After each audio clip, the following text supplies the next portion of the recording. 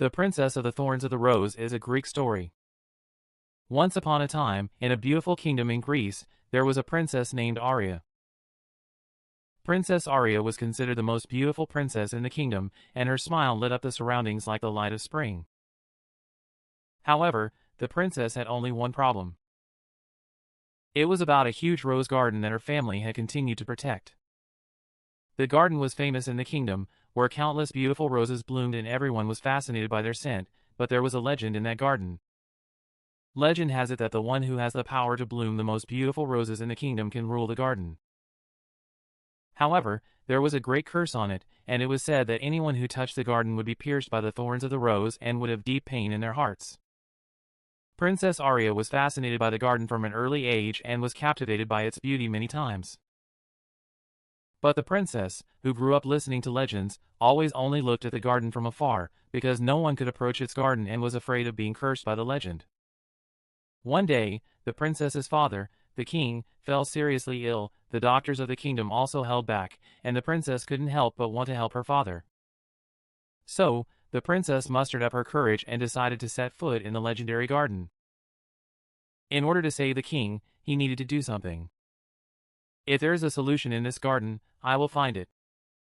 Princess Aria swore in her heart and walked towards the rose garden. Stepping into the garden, she was immediately enveloped in the scent of roses. Beautiful colorful roses decorated the area, and it was as if it was magical. However, when the princess took a step, the thorns protruding from the ground approached her feet. The princess paid attention to the thorns and moved forward step by step. Soon, the most beautiful rose flower appeared before me, in the center of the garden. The rose shone brighter than any other rose, shining like a jewel. However, the stem of the rose had countless powerful spines that could not be touched. If I can get this rose, I am sure my father will be saved. Princess Aria thought so in her heart and reached for the rose stem, but at that moment, a sharp spine stabbed the princess's hand deeply. The pain ran through her, and the princess couldn't help but kneel on the spot. It hurts. But don't give up. The princess, enduring the pain, stood up again and tried to touch the rose again. Then, suddenly, the thorns glowed and became soft as if they were wrapping around the princess's palm. When the princess held out her hand, the rose quietly spread its beautiful petals, and a small jewel-like fruit appeared in the center of the flower. The princess gently picked up the fruit.